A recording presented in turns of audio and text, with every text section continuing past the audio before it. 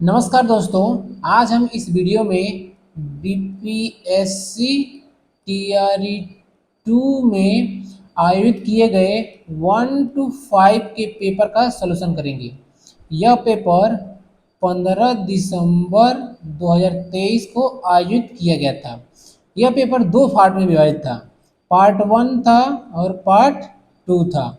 Part 1 में आपका 30 question था और पार्ट 2 में आपका 120 क्वेश्चन था। पार्ट वन में टोटल 30 क्वेश्चन थे। ये सभी क्वेश्चन लैंग्वेज से रिलेटेड थे और पार्ट 2 में 120 क्वेश्चन थे।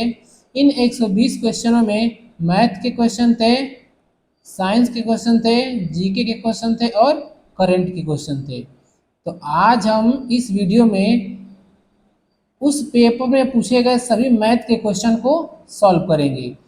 तो वीडियो में लास्ट तक बने रहिएगा और अगर वीडियो अच्छा लगे तो वीडियो को लाइक कीजिएगा और चैनल को सब्सक्राइब कीजिएगा। तो चलिए शुरू करते हैं। चलिए देखते हैं हमारे पहले क्वेश्चन को। तो हमारा पहला क्वेश्चन है कि 1/3/16 और इसके व्युत्क्रम का अंतर बराबर है। यानी 1/3/16 और इसके व्युत्क्रम का अंतर पूछ रहा है। तो हम जानते हैं कि 1/3/16 को हम लिख सकते हैं 16 कम 16 और 3 19, 19/16, 19/16 और इसका व्युत्क्रम क्या हो जाएगा 16/19। कह रहे दोनों का अंतर, तो दोनों का अंतर कितना हो जाएगा तो देखते हैं 16 और 19 का एलसीएम कितना हो जाएगा 304। ये इधर चला जाएगा और ये इधर चला जाएगा। तो 19 गुणे 19 माइनस 16 गुणे 16, 16 गुणे 16। अब 19 में अगर 19 का हम मल्टीप्लाई करेंगे तो हमारा कितना आ जाएगा 19 का वर्ग कितना होता है 361 माइनस 16 गुणे 16 यानी 16 का वर्ग कितना होता है 256/304। अब 361 में से 256 घटा लेते हैं तो यहाँ पे एक है तो एक का मतलब इसलिए हासिल तो 11 हो जाएगा। तो 11 में 6 जा 5, यहाँ पर बचा 5, 5 में से 5 जा 0, 3 में से 2 जा 1 यानी 105/304। इसका मतलब कि हम 1/3/16 और इसके व्युत्क्रम का अंतर करेंगे तो 105/304 आएगा। यानी ऑप्शन नंबर सी हमारा क्या है राइट आंसर। नेक्स्ट क्वेश्चन है क्वेश्चन नंबर 32। इसमें बोला है कि दिया है a/b की घाते x-1 बराबर b/a की घाते x-3। तो x का मान ज्ञात कीजिए। तो यहाँ पर a/b है और यहाँ पर b/a है। तो हम क्या करेंगे इसको भी a/b बनाएंगे। तो इसको a/b बनाने के लिए क्या करेंगे इसको हम उल्टा करेंगे। तो जब उल्टा करेंगे इसको तो इसका जो पावर है वो क्या है ऋणात्मक हो जाएगा। तो आगे तो ये सॉल्व करते हैं इसको। तो a/b की घाते x बराबर, अब जब इसको उल्टा कर देते हैं b क्या हो जाएगा a/b। अगर ये उल्टा हो गया तो इसकी घात क्या हो जाएगी ऋणात्मक। तो ऋण x-3। ठीक है, अब सॉल्व करते हैं इसको। तो देखते हैं कि इसका जो आधार है और इसका आधार दोनों क्या है बराबर है। यहाँ पे x-1 है, इसका आधार है इसका आधार क्या है बराबर है। तो दोनों की घात क्या हो जाएगी आपस में बराबर। तो इसका मतलब x-1 बराबर -x-3 यानी x-1 बराबर कितना हो जाएगा -x+3। अब आगे सॉल्व करेंगे तो हमारा हो जाएगा x को इधर भेजेंगे तो माइनस तो इधर जाकर क्या हो जाएगा प्लस। तो x प्लस x इधर क्या है +3। तो इधर भेजेंगे तो कितना आ गया आपको हो जाएगा +1। माइनस इधर आकर इधर प्लस हो जाएगा, इधर हो जाएगा 2x, इधर हो जाएगा आपका 4। तो x बराबर हो जाएगा आपका 4/2 यानी कितना हो जाएगा 2। यानी x का मान कितना हो जाएगा 2। यानी ऑप्शन नंबर बी हमारा क्या है राइट आंसर। नेक्स्ट क्वेश्चन है क्वेश्चन नंबर 33। इसमें बोल रहा है कि एक फल विक्रेता के पास कुछ सेब थे। वह 40% सेब बेचता है और उसके पास अभी भी 420 सेब है। मूलतः उसके पास सेब थे। तो मूलतः मान लेते हैं उसके पास 100% सेब थे। ठीक, और इनमें से वो क्या करता है 40% सेब बेच देता है। तो कितना उसके पास बचा है 60%। कितना उसके पास बचा 60%। और सवाल में बोल रहा है कि 420 सेब बचा है। इसका मतलब ये जो 60% सेब होगा वही 420 के बराबर होगा, यानी 60% बराबर 420। तो 1% बराबर कितना हो जाएगा हमारा, तो 420/60। जीरो से जीरो कट जाएगा और ये 6×7=42, यानी 1% बराबर 7 आ गया। तो हमको हमारे पास कितने सेव थे, 100%। तो 100% बराबर कितना हो जाएगा, 700। यानी ऑप्शन नंबर ए हमारा क्या हो जाएगा, राइट आंसर। नेक्स्ट क्वेश्चन है क्वेश्चन नंबर 34। यानी क्वेश्चन नंबर 34 इसमें बोल रहा है कि एक भिन्न जिसका 1/27 से वही अनुपात है जो 3/11 का 5/9 से वह बराबर है। यानी एक भिन्न पूछ रहा है और बोल रहा है कि ऐसी भिन्न जिसका 1/27 से वही अनुपात हो जो 3/11 का 5/9 से है। तो मान लेते हैं वो भिन्न क्या आपका x है। तो अब इसका अगर हम 1/27 से अनुपात निकालें तो वह अनुपात 3/11 का 5/9 से जो अनुपात होगा उसी अनुपात के बराबर होगा। तो हम चलिए देखते हैं यक्स का 1/27 के साथ हम क्या निकालते हैं, अनुपात, और 3/11 का 11 का अनुपात 5/9 से निकालते हैं। तो ऐसा करने पर दोनों का जो अनुपात आ रहा है वो क्या होता है, बराबर हो जा रहा है। तो उसको आगे सॉल्व करेंगे तो x बटे क्या हो जाएगा, 1/27 फिर बराबर 3/11/5/9। अब ये 27 कहाँ चला जाएगा, ऊपर चला जाएगा। तो ऊपर हो जाएगा आपका 27x, नीचे एक बचेगा तो एक को दिखाएंगे नहीं। अब ये 9 ऊपर चला जाएगा और ये 5 यहाँ चला जाएगा। तो ऊपर चला जाएगा 3×9/5 गुणे 11। तो 27x बराबर हो जाएगा आपका 9×3=27/5, 11×5=55। ये 27 से ये 27 कट जाएगा तो x का मान कितना आएगा, 1/55। यानी ऑप्शन नंबर सी हमारा क्या हो जाएगा, राइट आंसर। यानी 1/55 वो भिन्न होगी जिसका 1/27 के साथ अगर हम अनुपात निकालेंगे तो वो अनुपात 3/11 का 5/9 के साथ अनुपात जो आएगा उसके बराबर हो जाएगा। नेक्स्ट क्वेश्चन है क्वेश्चन नंबर 35। इसमें बोल रहा है कि यदि साधारण ब्याज की वार्षिक दर 10% से बढ़कर 12.1/2% हो जाती है तो एक आदमी की वार्षिक आय 1250 बढ़ जाती है, तो उसका मूलधन है। और अगर वार्षिक ब्याज 10% से बढ़कर 12.5% हो जा रही है तो उसका आय 1250 बढ़ जा रहा है। इसका मतलब कि ये जो इसकी वार्षिक दर बढ़ रही है वही 1250 के बराबर होगी। चलिए इसको सॉल्व करते हैं। तो मान लेते हैं कि मूलधन कितना रहा होगा, 100% मूलधन रहा होगा, और इसकी जो वार्षिक दर है वो बढ़कर कितना हो गई, 12/1/2%। और पहले कितनी थी आपकी, 10%। तो कितना बढ़ी है, तो 12/1/2 में से 10% घटाएंगे तो हमारा कितना जाएगा, 2/1/2%।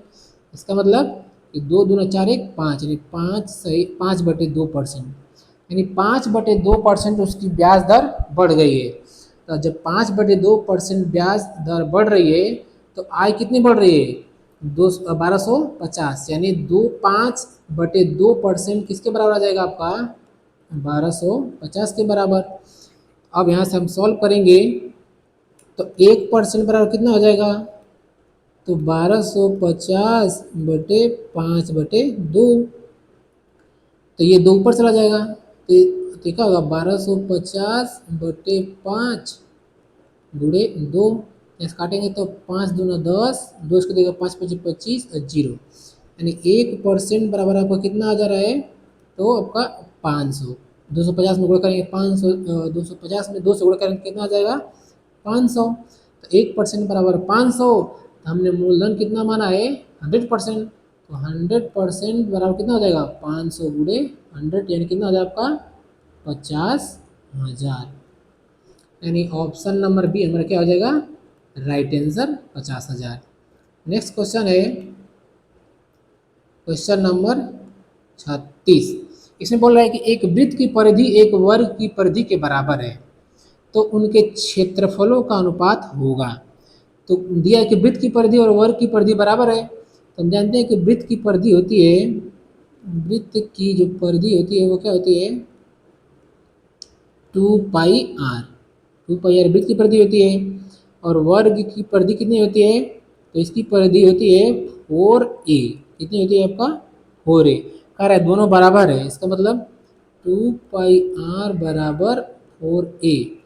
तो r एक उधर भेज देंगे और 4 और 2 पाई को उधर भेज देंगे तो 4/2 पाई हो जाएगा। 2 एकम 2, 2 दूना 4 यानी 2 बटे क्या हो जाएगा आपका 2 बटे आपका हो जाएगा पाई। अब 2/पाई को लिख सकते हैं 22/7। तो ये 7 ऊपर चला जाएगा तो r/a का मान क्या हो जाएगा, ये 7 ऊपर चला जाएगा तो 2 गुणे 7/22 यानी r/a का मान यहाँ से हमारा क्या निकल के आएगा, r/a का मान निकल के आएगा हमारा, ये 2 से काटो इसको कितना होगा 11। 7/11 r/a का मान कितना निकल के आ गया 7/11। अब वो क्वेश्चन में क्या पूछ रहा है, उनके क्षेत्रफलों का अनुपात होगा। यानी अब वृत्त का क्षेत्रफल और वर्ग के क्षेत्रफल का अनुपात पूछ रहा है। तो हम जानते हैं कि वृत्त का क्षेत्रफल क्या होता है, वृत्त का जो क्षेत्रफल होता है वो होता है πr² और वर्ग का जो क्षेत्रफल होता है वो क्या होता है आपका a², भुजा का स्क्वायर। तो हम जानते हैं कि इनका अनुपात पूछ रहा है तो πr²/a²। हम इसको लिख सकते हैं पाई गुणे r/a का स्क्वायर, क्योंकि दोनों पर वर्ग है तो इसको दोनों को एक साथ कर लिए। और हम जानते हैं कि पाई का मान होता है 22/7, r/a का मान कितना है 7/11। तो यहाँ पर आपको हो जाएगा 7/11 का वर्ग। अब आगे सॉल्व करेंगे तो इसमें कितना हो जाएगा हमारा, आगे सॉल्व करेंगे तो हो जाएगा हमारा 22/7, यहाँ 7 गुणे पर क्या हो जाएगा 7 गुणे 7 और ये 11 गुणे 11। 11 से 11 कम 11, 11 दूना 22, 7 एकम 7, 7 एकम 7। तो ऊपर क्या बचा 7 गुणे 2 और नीचे कितना बचा 11, यानी कितना हो गया 7 दूना 14/11। यानी यहाँ से क्या निकल के आ रहा है 14/11। यानी वृत्त का क्षेत्रफल और वर्ग के क्षेत्रफल का अनुपात निकल के आ रहा है 14/11। यानी ऑप्शन नंबर हमारा, ऑप्शन नंबर सी क्या है हमारा राइट आंसर 14/11। नेक्स्ट क्वेश्चन है क्वेश्चन नंबर 37। नेक्स्ट क्वेश्चन है हमारा क्वेश्चन नंबर 37। इसमें बोल रहा है कि एक घन का आयतन कितना है जिसका विकर्ण 4 कड़ी में 3 सेंटीमीटर है। तो हम जानते हैं कि घन का आयतन होता है, घन का जो आयतन होता है वो होता है भुजा पर क्यूब। ठीक है, अगर हमको घन की भुजा मिल जाती है तो उसका क्यूब करके हम घन का आयतन निकाल लेंगे। तो यहाँ पर दिया है कि जिसका विकर्ण 4 कड़ी में 3 है। तो हम जानते हैं कि घन का विकर्ण क्या होता है, घन का विकर्ण होता है आपका √3a। ए क्या है इसकी भुजा। यहाँ पर दिया है विकर्ण 4 कड़ी में 3, तो इसका मतलब कि कड़ी में 3 एक किसके बराबर हो जाएगा 4 कड़ी में 3 के बराबर। कड़ी में 3 से कड़ी में 3 कट जाएगी, ए बराबर कितना हो गया 4।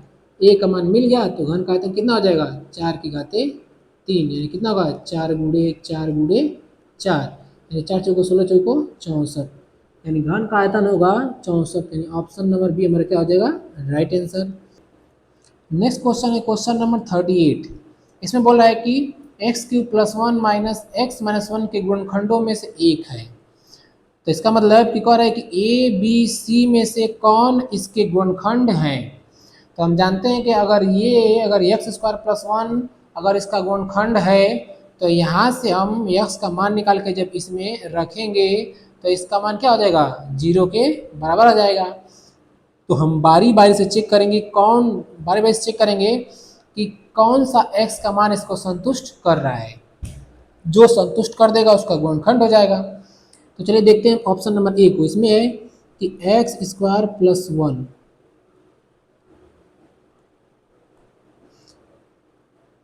ऑप्शन नंबर ए है x² + 1। यहाँ से हम x का मान निकालेंगे तो उसको क्या करेंगे 0 के बराबर कर देंगे और x² बराबर कितना होगा -1। तो x बराबर हो जाएगा कौड़ी में -1। अब ये कौड़ी में -1 आ गया, इसका मतलब क्या है ये आभासी है यानी अपरिभाषित है। इसलिए ऑप्शन नंबर ए इसका गुणनखंड तो नहीं होगा। ऑप्शन नंबर बी को चेक कर लेते हैं। तो ऑप्शन नंबर बी है एक्स स्क्वायर माइनस वन बराबर जीरो। तो एक्स स्क्वायर बराबर क्या है एक, तो एक्स बराबर क्या हो जाएगा आपका कौड़ी में एक, यानी एक्स बराबर कितना आ गया आपका प्लस माइनस एक आ गया। अब प्लस माइनस एक आ गया तो हम क्या करेंगे, पहले प्लस वन को रख के इसमें चेक कर लेंगे कि इसका मान जीरो आ रहा है कि नहीं। तो जब यहाँ पे हम प्लस वन रखेंगे तो देखिए एक्स क्यूब एक्स के जब क्या रखेंगे प्लस वन, तो यहाँ पर आपका हो जाएगा प्लस एक, यहाँ पे प्लस वन पहले से है, फिर कोष्टक, फिर माइनस, फिर यहाँ पे एक्स है, तो फिर यहाँ पे प्लस वन और फिर माइनस एक है, तो यहाँ पे माइनस एक। देखिए दो हो जाएगा और ये क्या हो जाएगा जीरो हो जाएगा। इसका मतलब कि यहाँ इसका मान कितना आ गया दो, ये जीरो के बराबर नहीं आया। इसका मतलब कि एक, इसका मतलब ये वाला भी ऑप्शन बी भी क्या है, ऑप्शन बी भी इसका गुणनखंड नहीं है। ऑप्शन नंबर सी को चेक कर लेते हैं। तो ऑप्शन नंबर सी को चेक करने के लिए यहाँ से हम एक्स का मान निकालेंगे और इसमें रखेंगे। तो एक्स माइनस वन बराबर जीरो, तो एक्स मान क्या होगा आपका एक, और फिर एक को इसमें रखेंगे तो ये भी इसको संतुष्ट नहीं कर रहा है, यानी ऑप्शन नंबर बी भी इसका गुणनखंड नहीं होगा। तो इसका मतलब ए भी नहीं है, बी भी नहीं है, सी भी नहीं है। तो इसका मतलब कि इनमें से कोई भी ऐसा नहीं है जो इसका गुणनखंड है। इसका मतलब ऑप्शन नंबर ए क्या हमारा हो जाएगा राइट आंसर। नेक्स्ट क्वेश्चन है क्वेश्चन नंबर 39। इसमें पूछ रहा है, इसमें पूछ रहा है आपका इसमें पूछ रहा है कि समीकरण एक्स स्क्वायर माइनस चार बराबर जीरो का मूल है। तो हम जानते हैं कि एक्स स्क्वायर माइनस चार बराबर जीरो है, तो एक्स स्क्वायर बराबर हो जाएगा आपका चार, इधर जाएगा तो प्लस हो जाएगा। तो एक्स बराबर कौड़ी में चार, ये वर्ग जगह कौड़ी बना लेगा, तो एक्स बराबर प्लस माइनस दो। तो एक्स के दो मूल हो गए, प्लस दो एक माइनस दो, यानी ए वाला भी राइट आंसर है और बी वाला भी राइट आंसर है। इसका मतलब इसमें से दो ऑप्शन सही है। इसका मतलब कि ऑप्शन नंबर डी हमारा क्या हो जाएगा राइट आंसर, उपयुक्त में से एक से अधिक। नेक्स्ट क्वेश्चन है क्वेश्चन नंबर 40। इसमें बोल रहा है, इसमें क्या बोल रहा है कि इसमें बोल रहा है कि तीन एक्स प्लस वाई बराबर पाँच और एक्स माइनस वाई बराबर तीन, तो एक्स वाई का मान ज्ञात कीजिए। तो हम देखेंगे कि तीन एक्स प्लस वाई बराबर कितना आपका पाँच, तो x माइनस वाई बराबर क्या है आपका तीन। ये समीकरण एक है और ये समीकरण दो है, दोनों को जोड़ दो तो कितना हो जाएगा तीन एक चार एक्स, और प्लस माइनस कट जाएगा ये दोनों, और इधर क्या आ जाएगा आपका पाँच तीन आठ। तो यहाँ से x का मान कितना निकल गया आठ बटे चार, इस चार को भेजेंगे तो भाग हो जाएगा, आठ बटे चार कितना होगा दो, एक्स का मान कितना निकल गया दो। अब एक्स का मान उठा के समीकरण दो में रख देंगे तो यहाँ से हमारा वाई का मान निकल जाएगा। तो यहाँ पे एक्स के स्थान पर क्या रखेंगे दो, तो दो माइनस वाई बराबर कितना होगा तीन, वाई को इधर भेज देते हैं, तीन को इधर भेज देते हैं, तो वाई माइनस तीन बराबर वाई, दो माइनस तीन बराबर वाई, तीन इधर आके क्या होगा माइनस, अब वाई इधर जाके क्या होगा प्लस, यानी एक्स क्या आ रहा है माइनस वन। यानी वाई का मान कितना आ रहा है माइनस वन और एक्स का मान कितना आ रहा है दो, यानी वाई का एक्स का मान दो और वाई का मान माइनस वन, यानी ऑप्शन नंबर ये हमारा क्या है राइट आंसर। नेक्स्ट क्वेश्चन है हमारा क्वेश्चन नंबर 41। इसमें बोल रहा है, इसमें बोल रहा है कि इसमें बोल रहा है क्या कि निम्नलिखित में से कौन सी एक प्राकृतिक संख्या का वर्ग नहीं है। तो हम जानते हैं कि जिस संख्या के लास्ट में अगर दो आ जाए, तीन आ जाए, आठ आ जाए और सात आ जाए, तो वह संख्या किसी भी प्राकृतिक संख्या का वर्ग नहीं होती है। जिस संख्या के पीछे दो आ जाए, तीन आ जाए और आठ आ जाए और सात आ जाए, तो वह संख्या किसी भी प्राकृतिक संख्या का वर्ग नहीं होती है। तो देखते हैं किसके किसके पीछे इन चारों में से आ रहा है। तो यहाँ पर एक है, तो एक किसी संख्या का वर्ग हो सकता है, पाँच है तो पाँच भी वर्ग हो सकता है, यहाँ पे सात है, तो देखिए इन चारों में से सात आ गया ना, तो इसका मतलब ये जो संख्या है 42,437 किसी भी संख्या का वर्ग नहीं है, इसलिए ऑप्शन नंबर सी हमारा क्या हो जाएगा राइट आंसर। नेक्स्ट क्वेश्चन है क्वेश्चन नंबर 42। इसमें बोल रहा है कि 1.5 x बराबर 0.04 y। तो वाई माइनस एक्स बटे वाई प्लस एक्स का मान ज्ञात कीजिए। तो हम जानते हैं कि वाई को इधर भेज देते हैं तो एक्स बटे क्या हो जाएगा आपका वाई, 1.5 को इधर भेज देते हैं तो इधर 0.04 अपन 1.5, तो यहाँ पे एक जीरो बढ़ा लीजिए। देखिए दो स्थान पर ऊपर दशमलव है और दो स्थान पर नीचे दशमलव है, तो दशमलव से दशमलव क्या हो जाएगा, हट जाएगा, तो क्या बचेगा आपका 4/150। एक्स का मान 4 आ गया, वाई का मान 150 आ गया, तो हमको वाई माइनस एक्स बटे वाई प्लस एक्स का मान चाहिए। तो वाई का मान कितना है 150, ये वाई का मान कितना है 150, एक्स का मान कितना है 4, तो y का मान 150 माइनस एक्स का मान कितना है 4, 50 माइनस 104, फिर 50 150 और एक्स का मान कितना है 4, तो 4 जुड़ जाएगा। तो ये कितना आ जाएगा आपका, ये आपका आ जाएगा 146 बटे 154। दोनों को 2 से जब काटेंगे तो 2 सत्ते 14 और 2 तिया 6, और नीचे क्या आ जाएगा 2 सत्ते 14 और एक देगा तो कितना होगा 14, तो 2 सत्ते 14 यानी 73/77, यानी 73/77 आ रहा है, यानी ऑप्शन नंबर बी हमारा क्या हो जाएगा राइट आंसर 73/77। नेक्स्ट क्वेश्चन है क्वेश्चन नंबर 43। इसमें रूट में दे दिया है और इसका मान पूछ रहा है। तो देखिए हम क्या करते हैं, देख रहे हैं कि ऊपर कितने स्थान पर दशमलव है, तो 1 2 3 स्थान पर दशमलव है, और नीचे कितने स्थान पर दशमलव है, एक स्थान पर यहाँ पर है और 2 स्थान पर यहाँ पर है, यानी ऊपर भी 3 स्थान पर दशमलव और नीचे भी तीन स्थान पर दशमलव। दशमलव से दशमलव सारे क्या हो जाएंगे, हट जाएंगे, ये भी हट जाएगा, ये भी हट जाएगा और ये भी हट जाएगा। तो अब रूट में क्या बचेगा, तो 204 गुणे 42 अपान यहाँ पे कितना बचेगा 7, क्योंकि आगे वाला जीरो कोई मतलब नहीं है, यहाँ पर आपको बचेगा 34। हम इसको थोड़ा सा हल कर लेते हैं, तो 7 एकम 7 7 छक 42, और इसको थोड़ा सा काटेंगे तो 3 दूना 6, 2 से काटेंगे तो 2 3 6, इसको 2 से काटेंगे तो 17 दूना 34, फिर इस 17 से इसको काटेंगे तो कितना होगा 17 एकम 17, यहाँ से आएगा 17 एकम 17, और यहाँ से कितना बचेगा 3, और इसको देखा 4 तो 34, 17 दूना 34, तो यहाँ से आपको क्या बचा रूट में 12 गुणे 3, यानी 12 गुणे 3 का मतलब कितना हो जाएगा आपका 36, यानी इसका मतलब क्या हो जाएगा आपका 6, यानी ऑप्शन नंबर सी हमारा क्या हो जाएगा राइट आंसर। नेक्स्ट क्वेश्चन है हमारा क्वेश्चन नंबर 44।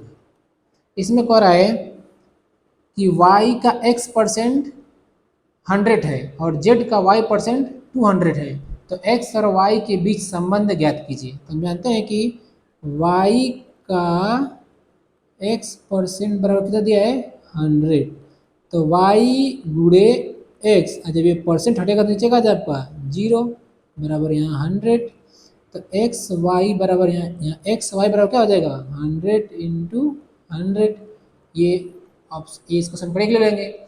फिर यहाँ पे बोल रहा है कि जेड का y%, यानी जेड का y% बराबर कितना है 200। तो हम जानते हैं कि जेड गुणे का मतलब गुणा y परसेंट हटाएंगे तो नीचे 100 आ जाएगा बराबर 200, तो जेड गुणे वाई बराबर कितना हो जाएगा, तो 200, ये 100 जाके इधर मल्टीप्लाई हो जाएगा, तो 200 मल्टीप्लाई 100। अब समीकरण 1 और समीकरण 2 है, तो समीकरण 2 में समीकरण 1 से भाग कर दीजिए, जब भाग करेंगे तो जेड वाई में किससे भाग हो जाएगा एक्स वाई से, अगर 200 मल्टीप्लाई 100 में किससे भाग हो जाएगा, तो 100 मल्टीप्लाई 100 से, इससे ये कट जाएगा और ये 2 जीरो से ये 2 जीरो कट जाएगा, y से y कट जाएगा, तो यहाँ से क्या बचेगा आपका z बटे एक्स, यहाँ से क्या बचेगा 2, तो इसका मतलब कि z बटे एक्स बराबर कितना हो गया वो 2, तो z बराबर हो जाएगा आपका 2x, यानी ऑप्शन नंबर क्या हो जाएगा हमारा बी राइट हो जाएगा, z बराबर 2x, ऑप्शन नंबर बी क्या है राइट आंसर है। नेक्स्ट क्वेश्चन है क्वेश्चन नंबर 45। इसमें बोल रहा है कि एक समबाहु त्रिभुज की ऊंचाई 10 सेंटीमीटर है, इसका क्षेत्रफल है, समबाहु त्रिभुज की ऊंचाई दे दिया है और इसका क्षेत्रफल पूछ रहा है। चलिए देखते हैं इसको। कर एक समबाहु त्रिभुज की ऊंचाई कितना दे दिया है 10 सेंटीमीटर, इसका क्षेत्रफल है, तो हम जानते हैं कि समबाहु का त्रिभुज का क्षेत्रफल होता है √3/4 ए स्क्वायर। ए क्या है आपका भुजा, तो हमको भुजा मिल जाती तो हम क्या करते इसका क्षेत्रफल निकाल लेते। तो यहाँ पर दिया है त्रिभुज की ऊंचाई, तो हम जानते हैं कि त्रिभुज की ऊंचाई का फॉर्मूला होता है 3/2 इंटू ए। ये क्या आपका त्रिभुज की ऊंचाई का फॉर्मूला। तो इसमें दिया त्रिभुज की ऊंचाई कितना दे दिया है 10, तो हम इसको 10 के बराबर कर देंगे। ए बराबर हो जाएगा आपका 10, ये 2 जाके मल्टीप्लाई हो जाएगा और ये आके डिवाइड हो जाएगा √3, तो 20/√3। हम ए का मान उठा के यहाँ पे रख देंगे। जब ए का मान यहाँ रखेंगे हम लोग तो कितना हो जाएगा √3/4 मल्टीप्लाई ए का मान कितना है 20/√3, तो 20/√3 का वर्ग। तो थोड़ा सा अब इसको सॉल्व करेंगे आगे, कितना हो जाएगा √3/4, 20 का वर्ग कितना हो जाएगा 400। कड़ी में नीचे का जाएगा, कड़ी में 3 गुणे कड़ी में 3, ये कड़ी में 3 से ये कड़ी में 3 कट जाएगा, इससे ये कट जाएगा तो कितना हो जाएगा 100, यानी 100/√3 आ जाएगा आंसर। यानी ऑप्शन नंबर हमारा कौन सा है, तो ऑप्शन नंबर हमारा सी क्या है राइट आंसर। समबाहु त्रिभुज का क्षेत्रफल कितना होगा 100/कड़ी में 3 वर्ग सेंटीमीटर। नेक्स्ट क्वेश्चन है क्वेश्चन नंबर 46। तो इसमें पूछ रहा है कि निम्नलिखित में से कौन सा एक पद है, तो ये क्या है आपका एक पदी है, यानी ऑप्शन नंबर ए क्या आपका राइट आंसर। ये एक पदी है, ये द्विपदी है और ये त्रिपदी है, ठीक है। तो इसमें ऑप्शन नंबर ए क्या आ जाएगा हमारा राइट आंसर। तो क्वेश्चन नंबर 46 आपका लास्ट क्वेश्चन था। तो अगर ये वीडियो आपको अच्छी लगी हो तो वीडियो को लाइक और चैनल को सब्सक्राइब करना मत भूलिएगा और बेल आइकन को भी क्लिक कर लीजिएगा, जिससे आगे आने वाले सभी अपडेट्स आपको तुरंत प्राप्त होती रहे। धन्यवाद।